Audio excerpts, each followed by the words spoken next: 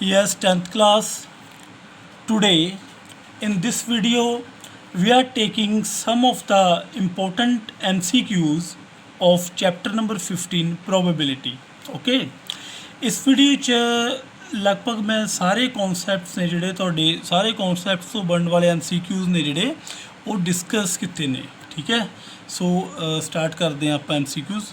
ਠੀਕ ਹੈ ਜੀ, ਸਾਰੇ ਕਨਸੈਪਟਸ ਨੇ ਜਿਹੜੇ ਸਾਰੇ ਆਸਪੈਕਟਸ ਤੋਂ ਇੰਪੋਰਟੈਂਟ, ठीक है, जोड़े MCQs ने आप देखेंगे। So let's start. Question number 1 first देखो की है, the probability of an event is greater than और equal to blank and less than और इक्वल टू ब्लैंक। हुण ध्यान दो, आपां ने गल करनी है कि प्रोबेबिलिटी किसी भी इवेंट की वड्डी होवे, ग्रेटर दैन या इक्वल होवे। ठीक है, की तो अते घट होवे, लैस दैन और इक्वल होवे किहदे। मैं तुहानूं एक गल दसी हुई है कि जिहड़ी तुहाडी प्रोबेबिलिटी है वो हमेशा की होएगी, कदे भी 1 तो वड्डी नहीं होगी। ठीक है जी, वो हमेशा कित्थे तक रहूगी प्रोबेबिलिटी 1 तक। 1 तो ग्रेटर प्रोबेबिलिटी कदे नहीं हुंदी, ये गल नूं याद रखना। ठीक है जी, दो गल्लां याद रखणियां ने, एक प्रोबेबिलिटी कदे भी ग्रेटर नहीं होगी 1 तो, एक दूसरी गल प्रोबेबिलिटी कदे भी नैगेटिव दे विच नहीं होगी। ठीक है जी, इस उत्ते भी MCQ बन सकता तुहाडा। ठीक है, प्रोबेबिलिटी कदे भी नैगेटिव नहीं होगी, प्रोबेबिलिटी कदे भी 1 तो ग्रेटर नहीं होगी। ठीक है जी, नैगेटिव नहीं होगी इसका मतलब की होया, नैगेटिव नहीं होगी इसका मतलब कि आपां नूं नंबर लाइन च की पता लगदा। देखो लाइन दे विच देखिए 0 माइनस इनफिनिटी टू इनफिनिटी। जेकर 0 तो कोई चीज़, देखो कोई भी चीज़ 0 तो घट जाए, ठीक है जी, कोई भी चीज़ 0 तो की हो जाए, घट जाए। ठीक है, 0 तो बैक जान लग जाए, आ 0 आ, इस तो घट जाए कोई भी चीज़ तो नैगेटिव हो जाती होंगी है। सो इसका मतलब प्रोबेबिलिटी कितने तक 0 तो स्टार्ट होगी ना, 0 हो सकती है, 0 भी हो सकती है। देखो वो भी लिखा हुआ है, प्रोबेबिलिटी ग्रेटर दैन और इक्वल टू, या तो इक्वल टू 0 या 0 तो ग्रेटर। ठीक है जी, 0 तो ग्रेटर यानी कि इत्थे आपां की कह सकते हैं 0 एंड लैस दैन और इक्वल टू 1। 1 तो कदे भी जिवें 1 पॉइंट आ, इस तो कदे वधूगी नहीं। ठीक है, प्रोबेबिलिटी हमेशा 0 तो लैके 1 दे विच ही रहिंदी हुंदी है। ठीक है जी, 0 to 1। सो आपां की आंसर लगा सकते हैं इसका 0 to 1। सो कंफ्यूज करने लिए भी हो सकता ऑप्शन 1 एंड 0। सो ध्यान रखना 1 एंड 0 नहीं, 0 to 1। ठीक है, सो सेकंड क्वेश्चन की कह रहा है, the sum of the probability of an event and non event is. हुण दसना कि जेकर सम कर दिता जाए, देखो ध्यान दो, सम किहदा of the probability of an event, किसी भी इवेंट की प्रोबेबिलिटी। तुहानूं एक कॉन्सैप्ट करवाया होया है कि प्रोबेबिलिटी किसी इवेंट की प्लस या कोई इवेंट ना होवे, इसकी प्रोबेबिलिटी हमेशा किहदे इक्वल हुंदी है, 1 दे इक्वल। आपां एक एग्जाम्पल ले लीए, मान लो फॉर एग्जाम्पल मैं कहता कि रेन होगी। ठीक है, अज रेन होगी। हुण रेन की प्रोबेबिलिटी है जिहड़ी, ठीक है, या तो देखो रेन होगी या नहीं होगी, दो ही गल्लां हो सकदियां ने। ठीक है जी, या होगी या नहीं होगी, प्रोबेबिलिटी आपां नूं पता। टोटल प्रोबेबिलिटी कितनी हुंदी है बेटा, टोटल प्रोबेबिलिटी हमेशा एक गल नूं याद रखना, प्रोबेबिलिटी सारे इवेंट्स नूं मिला के, ठीक है जी, ये नोट कर लियो इस चीज़ नूं कि प्रोबेबिलिटी जिहड़ी हैगी है सारे इवेंट्स नूं मिला के, यानी probability of all events, probability of all events हमेशा की हुंदी है बेटा 1। प्रोबेबिलिटी ऑफ ऑल इवेंट्स की हुंदी है हमेशा 1, सारे इवेंट्स को मिला के प्रोबेबिलिटी 1। हुण देखो चाहे कोई चीज़ हुई चाहे नहीं हुई, सब कुछ मिला के की है जो 1। हुण मैं गल कीती रेन दी, पहला तुसी ये क्वेश्चन तो पहला रेन दी गल एग्जाम्पल मेरी सुनो। रेन दी प्रोबेबिलिटी दे लई मैं की कीता, रेन मैं कह रहे हैं कि होनी है। ठीक है, तो रेन होगी, हो सकती है, या फिर की हो जाऊगा वध तो वध नहीं होगी। सो जे होगी तो मेरा इवेंट अकर करदा, जे नहीं होगी तो मेरा इवेंट नोट अकर करूँगा।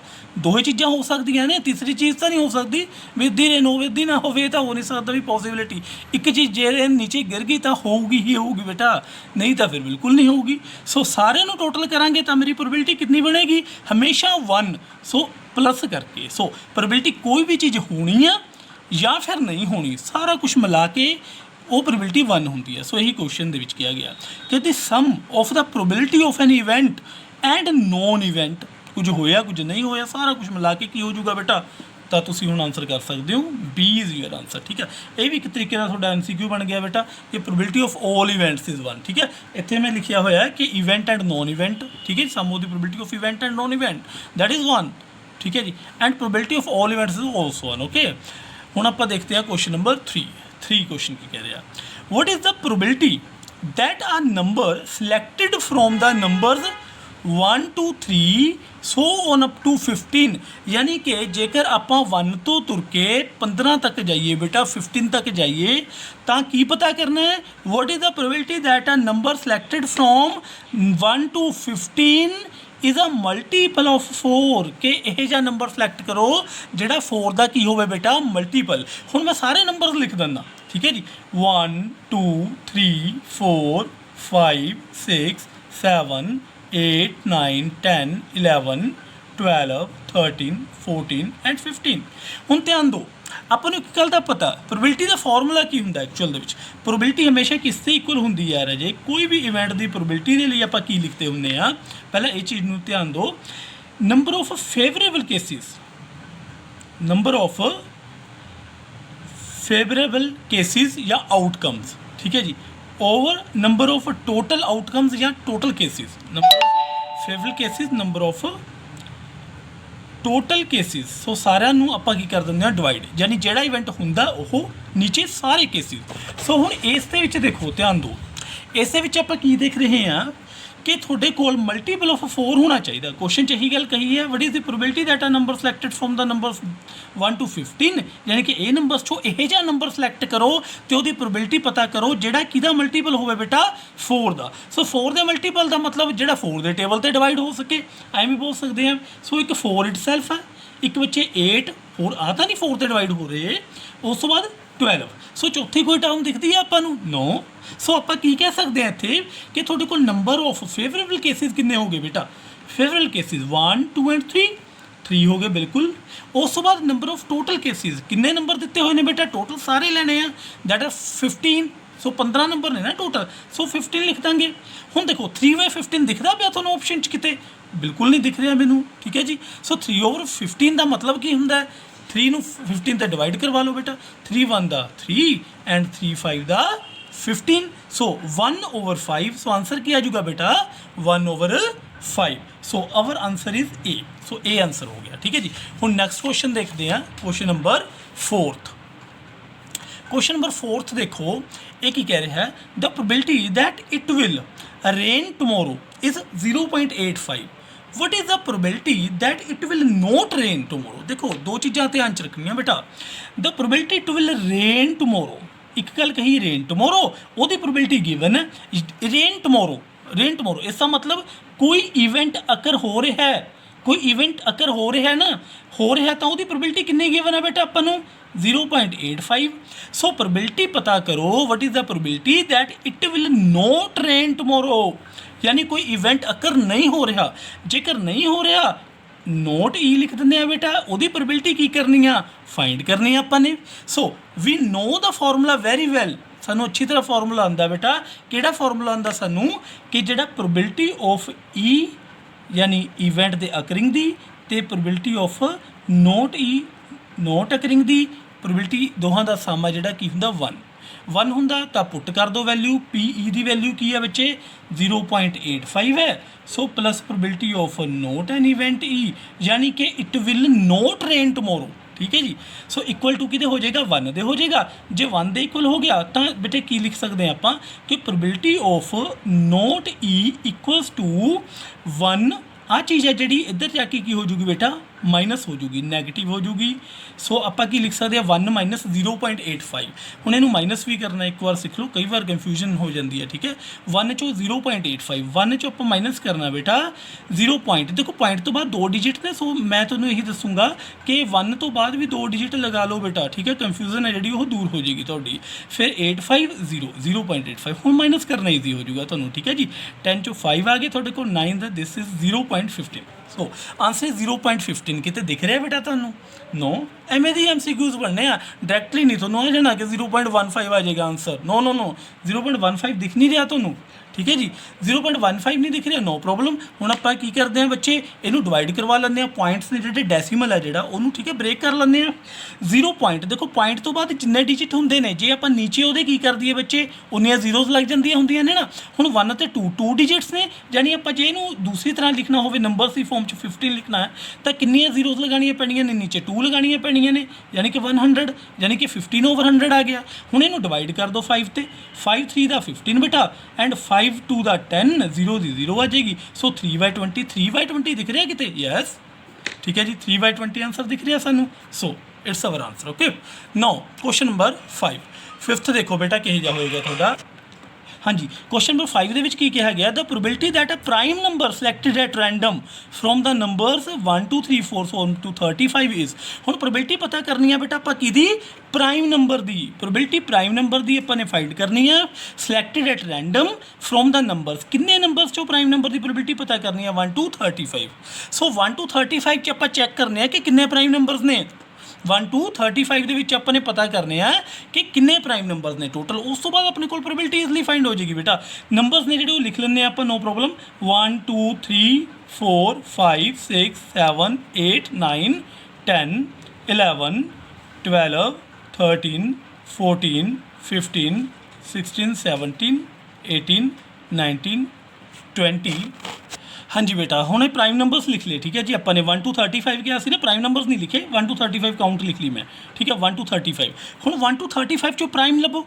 प्राइम की हुंदे ने तुहानूं मैं पहला भी दस्सिया, जिहड़े अपने आप नाल डिविजिबल हो जाण या 1 दे नाल डिविजिबल होण। ओके, 1 आ जिहड़ा वो इटसैल्फ प्राइम नहीं हुंदा, प्राइम स्टार्ट फ्रॉम 2। ओके, सो हुण देखो 2 3 5 7 11 13 17 19 23 29 and 31 are the prime numbers between 1 to 35। Okay, so ये चीज़ां आपां कह सकते हैं। हुण देखो बच्चे काउंट कर लो, क्योंकि अपने को प्रोबेबिलिटी फाइंड करनी है ना इन्हां दी। प्रोबेबिलिटी का आंसर की हुंदा, probability is equal to number of favourable cases, ठीक है जी। Number of favourable cases, number of total. So number of favourable cases देखो, नंबर ऑफ फेवरेबल केसिस कितने बने अपने, अपने काउंट किए तो है 11 बनते हैं, ठीक है जी। 11 लिख लो। उस तो बाद आप की करांगे नंबर ऑफ टोटल केसिस, 11 तो बाद नंबर ऑफ टोटल केसिस कितने हैं, 35, ठीक है जी। 35 देखो कितने आंसर बन रहे हैं, yes, B is our answer. इस तो बाद क्वेश्चन नंबर 6 देखो, ठीक है जी। 6 नंबर क्वेश्चन की कह रहे हैं अपन, choose the correct option for which probability is not possible. कहता कि इन्हां दे विचों कदों प्रोबेबिलिटी पॉसीबल नहीं है। मैं तुहानूं दो गल्लां दस्सियां होईयां ने, एक तो प्रोबेबिलिटी 1 तो ग्रेटर नहीं कदे भी हो सकती, एक नैगेटिव नहीं हो सकती। चैक करो 1 तो ग्रेटर या नैगेटिव, नैगेटिव तो है नहीं। 1 तो ग्रेटर चैक करो, नॉट ग्रेटर दैन 1। देखो एक गल याद रखनी है, 1 तो ग्रेटर का मतलब की है, 1 तो ग्रेटर का मान लो 2/7 है, मान लो 7/2 है। हुण देखो 2/7 जब 2 नूं 7 ते डिवाइड करांगे, 2 नूं 7 ते डिवाइड करांगे, यानी न्यूमेरेटर है जिहड़ा वो छोटा होएगा, डिनोमीनेटर की होएगा वड्डा होएगा। उस टाइम हमेशा आंसर की आंदा है अपने कोल लैस दैन 1 ही आएगा ना, लैस दैन 1 आऊगा। 7 नूं डिवाइड करांगे 2 ते, अपने कोल की आऊगा बच्चे आंसर, 2/7 आपां बोल दिंदे हुंदे आ 2/7 इज़ लैस दैन 1। हुण याद रखना जदों न्यूमेरेटर वड्डा आ गया, डेनोमीनेटर की है छोटा आ गया, तो ओबीयस है ग्रेटर दैन 1, क्योंकि 7/2 करांगे तो 2 3.5 आ जाऊगा, ठीक है। एक गल याद रखनी है, हमेशा याद रखनी है एक गल होर कि जदों भी न्यूमेरेटर यानी उपरली वैल्यू यह निचली वैल्यू डिनोमीनेटर तो छोटी होवे, न्यूमीनेटर समोलर होवे डिनोमीनेटर तो, ठीक है जी, उस टाइम आंसर की आऊगा तुहाडा लैस दैन 1 आ जाऊगा, यानी कि प्रोबेबिलिटी होगी। बट जदों न्यूमेरेटर तुहाडा जिहड़ा न्यूमेरेटर है, न्यूमेरेटर यानी उपरली वैल्यू जिहड़ा डिनोमीनेटर है निचली वैल्यू, न्यूमीनेटर की हो जाए तुहाडा वड्डा हो जाए, किहदे नालों बच्चे ये वड्डा हो जाए, डिनोमीनेटर छोटा होवे, तो हमेशा आंसर की आंदा हुंदा ग्रेटर दैन 1, प्रोबेबिलिटी नहीं होंगी। सो हुण देखो 2/7 2/7, ठीक है जी, ਇਹਦਾ मतलब की है 1 तो छोटी वैल्यू आ रही है, बट 7/5 बिल्कुल जा रहा है। देखो 7/5, 7 नूं 5 ते डिवाइड करांगे, 5 1 दा 5, 2 आ गया, उस बाद 0 ले लेंगे पॉइंट लगा के, 5 4 दा 20, सो 1.4 समथिंग है जो। नाले देखो न्यूमेरेटर वड्डा, न्यूमेरेटर वड्डा, ठीक है जी, लार्ज, न्यूमेरेटर लार्ज, डिनोमीनेटर छोटा, ਇਹਦਾ मतलब ग्रेटर दैन 1 ना, सो प्रोबेबिलिटी नहीं हो सकती।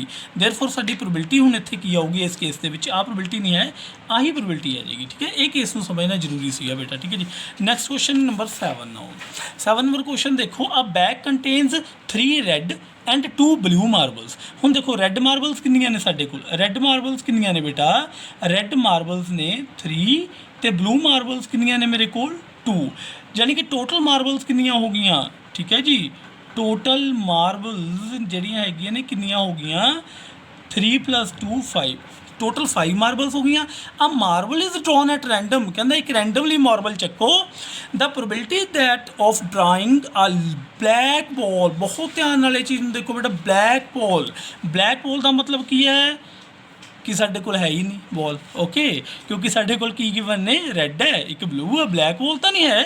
हुण तुहानूं मैं दस्सिया कि जेकर ब्लैक बॉल यानी कि यही जी प्रोबेबिलिटी ठीक है फाइंड करने लई कह रहा है, ਜਿਹਦੇ ਲਈ ਸਾਡੇ ਕੋਲ ਕੋਈ ਇਵੈਂਟ ਅਕਰ ਨਹੀਂ ਕਰ ਰਿਹਾ, ਕੋਈ ਇਹੋ ਜਿਹੀ ਪ੍ਰੋਬੇਬਿਲਿਟੀ ਫਾਈਂਡ ਕਰਨ ਲਈ ਕਹਿ ਰਿਹਾ ਹੈ ਜਿਹਦੇ ਲਈ ਸਾਡੇ ਕੋਲ ਕੋਈ ਇਵੈਂਟ ਅਕਰ ਨਹੀਂ ਕਰ ਰਿਹਾ। ਠੀਕ ਹੈ ਜੀ, ਫੋਰ ਐਗਜ਼ਾਮਪਲ ਮੇਰੇ ਕੋਲ ਇੱਕ 10 ਰੁਪਏ ਦਾ ਨੋਟ ਹੈ, ਇੱਕ 100 ਰੁਪਏ ਦਾ ਨੋਟ ਹੈ, ਦੈਨ ਆਪਾਂ ਨੂੰ ਪ੍ਰੋਬੇਬਿਲਿਟੀ ਫਾਈਂਡ ਕਰਨ ਨੂੰ ਕਹਿ ਦੇਵੇ 50 ਰੁਪਏ ਦੇ ਨੋਟ ਦੀ। ਹੁਣ ਮੇਰੇ ਕੋਲ ਹੈ ਹੀ ਇੱਕ 10 ਰੁਪਏ ਦਾ ਨੋਟ ਹੈ, ਇੱਕ 100 ਦਾ, ਮੈਂ 50 ਦਾ ਕਿੱਥੋਂ ਲੈ ਕੇ ਆਊਂਗਾ, ਇਰੈਲੀਵੈਂਟ ਗੱਲ ਹੋਗੀ ਨਾ। ठीक है जी, सो प्रोबेबिलिटी आऊगी नहीं, जीरो आ जूगी। ठीक है जी, ये केस बिल्कुल फेवरेबल कोई केस नहीं है। देखो फेवरेबल केसिस की होंगे ਜਿਹੜੇ अकरिंग होवे, अकरिंग हो ही नहीं रही ब्लैक दी, ਇਹਦਾ मतलब favourable case zero. Favourable case कित्थे लिखते होंगे आ, फेवरेबल केस बच्चे आप उपर लिखते हैं, टोटल केस नीचे लिखते होंगे आ, फेवरेबल उपर। सो फेवरेबल केस उपर यानी कि साडा की हो जू जीरो हो जूगा, चाहे तो टोटल जीरो लिखिया हो, जीरो कितने दिख नहीं ना रहे ऑप्शन च, पर उपर जीरो तो हैगा ही है सी ऑप्शन। सो इसका मतलब यदा आंसर कितना बनता, 0 ओवर कुछ भी हो बेटा, 0 ओवर 5 6 1000 कुछ भी, तो वह आंसर क्या आ जाता होंगे 0, उपर 0 तो सारा कुछ 0, यानी यदा आंसर 0। ठीक है जी, इस बार क्वेश्चन नंबर 8 देखो, what are the total outcomes. ठीक है जी, वैन वी थ्रो 3 कॉइनस। हुण देखो टोटल आउटकम्स की आएगियाँ जदों आपां 3 कॉइनस ने जिहड़े ओह की करांगे बच्चे, थ्रो करांगे। हुण देखो टोटल आउटकम्स कड्ढण दा फॉर्मूला देख लो की है, टोटल आउटकम्स का। ठीक है जी, फॉर्मूला जिहड़ा टोटल आउटकम्स, ਉਹਦਾ फॉर्मूला इस केस के लिए 2⁻n। हुण ध्यान दो 2 क्यों लिखिया, ये भी देख लेना अपन ने। ठीक है जी, 2 क्यों लिखिया, देखो ਆਪਾਂ ਨੂੰ ਪਤਾ ਜਦ ਆਪਾਂ ਕੋਇਨ ਟੌਸ ਕਰਦੇ ਹਾਂ ਨਾ, 2 ਕੇਸ ਬਣਦੇ ਹੁੰਦੇ ਆ ਕੋਇਨ ਦੇ। ਕਿਹੜੇ ਬਣਦੇ ਹੁੰਦੇ ਆ, ਜਾਂ ਤਾਂ ਮੇਰੇ ਕੋਲ ਕੋਇਨ ਟੌਸ ਕਰੇ ਤੇ ਹੈਡ ਆ ਜਾਂਦਾ ਹੁੰਦਾ, ਜਾਂ ਕੀ ਆ ਜਾਂਦਾ ਟੇਲ ਆ ਜਾਂਦਾ ਹੁੰਦਾ। ਸੋ ਹਮੇਸ਼ਾ ਗੱਲ ਯਾਦ ਰੱਖਣੀ ਆ ਚੀਜ਼ ਹੈ ਜਿਹੜੀ ਉਹੀ ਹੈ, ਇਹ 2 ਜਿਹੜਾ ਲਿਖਿਆ ਨਾ ਇਹੀ ਹੈ ਕਿ 2 ਚੀਜ਼ਾਂ ਹੋ ਸਕਦੀਆਂ ਨੇ, ਜਾਂ ਹੈਡ ਜਾਂ ਟੇਲ, ਇਸ ਲਈ ਮੈਂ 2 ਲਿਖਿਆ। ਐਨ ਕੀ ਹੁੰਦਾ, ਐਨ ਹੁੰਦਾ ਬਈ ਜਿਹੜੀਆਂ ਚੀਜ਼ਾਂ ਜਿੰਨੇ ਵਾਰ ਕਿਹਾ ਪੁੱਤਰ, ਜਿਹੜੀਆਂ ਚੀਜ਼ਾਂ ਦੇ ਜਿੰਨੀ ਵਾਰ ਕਿਹਾ, ਵੀ ਥ्रू 3 ਕੋਇਨਸ। ਦੇਖੋ 3 ਕੋਇਨਸ ਕਿਹਾ, ਇਹਦਾ ਮਤਲਬ ਐਨ ਇੱਥੇ ਕੀ ਆ ਜਾਊਗਾ 3 ਆ ਜਾਊਗਾ। ਠੀਕ ਹੈ ਨਾ, ਜਿੰਨੀ ਵਾਰ ਕਰਨ ਨੂੰ ਕਿਹਾ ਜਾਂ ਜਿੰਨੇ ਕੋਇਨ ਕਿਹਾ। ਹੁਣ ਦੇਖੋ 3 ਆ ਗਿਆ ਨਾ, क्यों, क्योंकि 3 कॉइनस अपने को कहे गए ने। सो आंसर क्या आ जाएगा 2⁻3, यानी 2 ਨੂੰ 3 टाइम्स लिख लाँगे, 2 टू द 4, 4 टू द 8 है, बिल्कुल है। हुण देखो समझ आया ये वाला। ठीक है, जे थोड़ा घट आया तो मैं एक होर एग्जाम्पल दे दिना इससे रिगार्डिंग थोनों। ठीक है, उस दे नाल अच्छी तरह समझ आ जाऊगा भी ये की कॉन्सैप्ट आ। देखो जेकर आप देखिए इस क्वेश्चन के रिगार्डिंग एक होर आप क्वेश्चन देख लें, डाई आ फॉर एग्जाम्पल। ठीक है जी, एक डाई ले लें आप, डाई की गल आप करिए तो वो किन्ने अपने कोल फेसिस होंगे ने, आप कह सकते हैं कि 6। ठीक है, 1 2 3 4 5 6 टोटल केस 6 होंगे ने। ठीक है जी, 1 आ सकता या तो डाई के उत्ते, ठीक है जिन्ना लूडो खेडते हैं आप, या 2 आ सकता, या 3 आ सकता, या 4 आ सकता, या 5 आ सकता, या 6 आ सकता, कोई प्रॉब्लम नहीं। हुण देखो जेकर मैं थोनों कहा कि 2 डाइज ठीक है जी थ्रो कीतियां तो ਉਹਦੀਆਂ टोटल आउटकम्स दसो। हुण या तो तुसीं लिखण बैठ जाओगे 2 डाइस से टोटल आउटकम्स, या की करोगे हुण ध्यान दे नाल इनू रैलीवेंट करके देखो, इस नाल रिलेट करके। ठीक है, सो हुण इहदे विच देखो मैं तुहानूं कहता कि 2 डाइस थ्रो करियां जी, 2। ठीक है, हुण देखो किन्ने वार फेस किन्ने ने, यानी किन्नियां चीज़ां आ रही ने, 6 आ रही ने, ਗਿਣਤੀ ਕਿੰਨੀ ਹੈ, ਕਿੰਨੀ ਵਾਰ ਕਰਨ ਨੂੰ ਕਿਹਾ, 2 ਵਾਰ। ਇਹਦੇ ਵਿੱਚ ਦੇਖੋ ਕਿੰਨੀ ਵਾਰ ਕਰਨ ਨੂੰ ਕਿਹਾ, 3 ਟਾਈਮ ਕਰਨ ਨੂੰ ਕਿਹਾ, ਤੇ ਟੋਟਲ ਕੇਸ ਕਿੰਨੇ ਆ ਰਹੇ ਸੀਗੇ, ਟੋਟਲ ਆਊਟਕਮਸ ਕਿੰਨੀਆਂ ਆ ਰਹੀਆਂ ਸੀਗੀਆਂ ਬਣ ਕੇ। ਫਿਰ ਆਪਣੇ ਕੋਲ ਹੈੱਡ ਐਂਡ ਟੇਲ ਇਹਦੀਆਂ ਕੁਆਇਨ ਦੀਆਂ ਇੱਕ ਵਾਰ ਕਰਾਂਗੇ ਤਾਂ ਆਪਣੇ ਕੋਲ ਕੀ ਆਏਗਾ ਬੇਟਾ, ਹੈੱਡ ਐਂਡ ਟੇਲ ਆਏਗਾ ਨਾ, ਯਾਨੀ ਕਿ 2 ਟਾਈਮਸ। ਆਪਾਂ ਨੇ ਇਹੀ ਗੱਲ ਕੀਤੀ ਸੀ ਕਿ ਗਿਣਤੀ ਨੂੰ ਉੱਪਰ ਪਾਵਰ 'ਚ ਕਰਤਾ ਸੀਗਾ, ਨੀਚੇ ਕੀ ਕਰਤਾ ਸੀ, ਜਿੰਨੇ ਇਹਦੇ ਫੇਸ ਜਾਂ ਕੇਸ ਬਣ ਸਕਦੇ ਨੇ ਪੁੱਤਰ ਕੁਆਇਨ ਦੇ। ਇੱਕ ਨਹੀਂ ਆਪਣੇ ਕੋਲ ਕੁਆਇਨ ਦੇ ਨਹੀਂ ਤਾਂ ਆਪਣੇ ਕੋਲ ਡਾਈ ਦੀ ਗੱਲ ਕੀਤੀ ਜਾ ਸਕਦੀ ਹੈ। ਹੁਣ ਡਾਈ ਦੇ ਵਿੱਚ 6 ਨੇ, ਇਹਦਾ ਮਤਲਬ 6 ਦੀ ਪਾਵਰ n ਆ ਜੂਗਾ 6, ਠੀਕ ਹੈ ਜੀ। ਪਾਵਰ n ਯਾਨੀ ਜਿੰਨੀ ਵਾਰ 2 ਵਾਰ ਡਾਈ ਕਿਹਾ ਤਾਂ ਆਪਾਂ 6 ਦੀ 2 ਯਾਨੀ 36 ਆਂਸਰ ਲਿਖ ਦਾਂਗੇ। ਇਹ 36 ਆਪਣੇ ਕੋਲ ਟੋਟਲ ਆਊਟਕਮਸ ਹੋ ਜਾਣਗੀਆਂ। ਸੋ ਇਹ ਵੀ ਇੱਕ ਆਪਣੇ ਕੋਲ MCQ ਬਣ ਜੂਗਾ, ਠੀਕ ਹੈ। ਹਾਂਜੀ, question number 9, if a coin tossed then the probability of getting head. ਹੁਣ ਦੇਖੋ ਹੈਡ ਗੈਟ ਕਰਨ ਦੀ ਪ੍ਰੋਬੇਬਿਲਿਟੀ ਕੀ ਹੈ ਜੇ ਆਪਾਂ ਕੋਈ ਕੁਆਇਨ ਟੋਸ ਕਰ ਦਾਂਗੇ। ਹੁਣ ਕੁਆਇਨ ਟੋਸ ਕੀਤਾ ਤਾਂ ਜਾਂ ਤਾਂ ਹੈਡ ਬਣ ਸਕਦਾ ਜਾਂ ਟੇਲ ਬਣ ਸਕਦਾ, ਠੀਕ ਹੈ। ਇਹਦਾ ਮਤਲਬ ਆਪਾਂ ਫੇਵਰਲ ਕੇਸਿਸ ਤੇ ਟੋਟਲ ਕੇਸਿਸ ਲੈਣੇ ਹੁੰਦੇ ਆ ਪ੍ਰੋਬੇਬਿਲਿਟੀ ਦੇ ਲਈ। ਫੇਵਰਲ ਕੇਸਿਸ ਕਿਹੜਾ ਚਾਹੀਦਾ, ਹੁਣ ਗੈਟਿੰਗ ਹੈਡ ਕਿੰਨੀ ਵਾਰ ਆਉਂਦਾ, ਇੱਕ ਵਾਰ ਆਪਾਂ ਟੋਸ ਕਰ ਰਹੇ ਹਾਂ। ਦੇਖੋ ਕੋਈ ਵੀ ਕੁਆਇਨ ਟੋਸ ਕੀਤਾ ਤਾਂ ਉਹਦਾ ਸੈਂਪਲ ਸਪੇਸ ਕੀ ਬਣਿਆ, ਸੈਂਪਲ ਸਪੇਸ ਹੁੰਦਾ ਕਿ ਕਿੰਨੇ ਕੇਸਿਸ ਬਣੇ, ਠੀਕ ਹੈ। ਇਹ ਤਾਂ ਤੁਸੀਂ ਚੈਪਟਰ ਦੇ ਵਿੱਚ ਪੜ੍ਹ ਚੁੱਕੇ ਹੋ ਥੋਰਲੀ, ਠੀਕ ਹੈ। ਇਹ MCQs ਕਰ ਰਹੇ ਹਾਂ ਆਪਾਂ। ਸੋ ਮੈਨੂੰ ਇਹ ਚੀਜ਼ ਦਾ ਪਤਾ ਕਿ ਤੁਹਾਨੂੰ ਪਤਾ ਹੋਏਗਾ, ਫਿਰ ਵੀ ਆਪਾਂ ਇੱਕ ਵਾਰ ਦੇਖਦੇ sample space. Head and tail, ਜਾਂ ਤਾਂ ਹੈਡ ਆਊਗਾ ਜਾਂ ਟੇਲ ਆਊਗਾ। ਹੁਣ ਦੇਖੋ ਜਾਂ ਤਾਂ ਹੈਡ ਜਾਂ ਟੇਲ, ਯਾਨੀ ਕਿ ਹੁਣ ਆਪਾਂ ਨੂੰ ਪਤਾ ਕਰਨ ਲਈ ਕੀ ਕਿਹਾ ਗਿਆ ਬੇਟਾ, ਪ੍ਰੋਬੇਬਿਲਿਟੀ ਹੈਡ ਦੀ ਕਿਹਾ ਗਿਆ। ਹੈਡ ਦੀ ਕਿਹਾ ਗਿਆ ਤਾਂ ਕਿੰਨੇ ਫੇਵਰਲ ਕੇਸਿਸ ਨੇ ਇੱਥੇ, ਇੱਕ ਕੇਸ ਹੀ ਬਣਦਾ। ਟੋਟਲ ਨੰਬਰ ਆਫ ਕੇਸਿਸ ਕਿੰਨੇ ਬਣਦੇ ਨੇ, ਦੇਖੋ ਪੂਰਾ sample space data 2, so answer is 1/2। ਸੋ ਇਹ ਆਂਸਰ ਆ ਗਿਆ ਤੁਹਾਡੇ ਕੋਲ 9 ਨੰਬਰ ਕੁਐਸਚਨ ਦਾ, ਠੀਕ ਹੈ। ਇਸ ਤੋਂ ਬਾਅਦ ਕੁਐਸਚਨ ਨੰਬਰ 10 ਦੇਖੋ। 10th ਕੁਐਸਚਨ ਨੂੰ ਕੀ ਕਹਾਂਗੇ, ਇਫ 2 coins tossed simultaneously। ਹੁਣ 2 coins toss ਕਰਨ ਦੀ ਗੱਲ ਕੀਤੀ ਹੈ, ਦੈਨ ਦਾ ਪ੍ਰੋਬੇਬਿਲਿਟੀ ਆਫ ਗੈਟਿੰਗ 2 tails। ਹੁਣ 2 tails ਦੀ ਪ੍ਰੋਬੇਬਿਲਿਟੀ ਪਤਾ ਕਰਨੀ ਹੈ ਕਿ 2 tails ਹਨ, ਇਹਦੀ ਪ੍ਰੋਬੇਬਿਲਿਟੀ। ਸਭ ਤੋਂ ਪਹਿਲਾਂ ਸੈਂਪਲ ਸਪੇਸ ਬਣਾਓ ਬੇਟਾ, ਕੀ ਚੀਜ਼ਾਂ ਆ ਸਕਦੀਆਂ ਨੇ। 2 coin toss ਕੀਤੇ, ਜਾਂ ਤਾਂ ਦੋਨੇ ਵਾਰ ਜਾਂ ਦੋਨੋਂ ਕੁਆਇਨਸ ਤੇ ਹੈਡ ਆ ਗਿਆ, ਜਾਂ ਦੋਨੋਂ ਕੁਆਇਨਸ ਤੇ ਟੇਲ ਆ ਗਿਆ, ਜਾਂ ਪਹਿਲੇ ਕੁਆਇਨ ਤੇ ਟੇਲ ਦੂਜੇ ਕੁਆਇਨ ਤੇ ਹੈਡ, ਜਾਂ ਆਪਾਂ ਨੇ ਕੀ ਕਹਿਣਾ ਪਹਿਲੇ ਤੇ ਹੈਡ ਦੂਜੇ ਤੇ ਟੇਲ। ਇਹ ਚੀਜ਼ ਬਣ ਸਕਦੀ ਹੈ ਸੈਂਪਲ ਸਪੇਸ।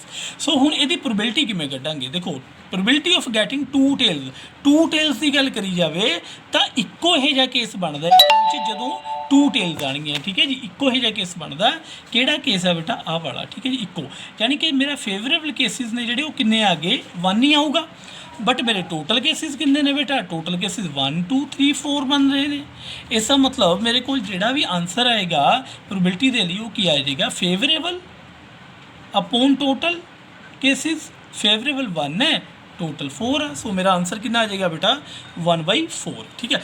उस बाद क्वेश्चन नंबर 11, ठीक है जी। 11 number question is the last question.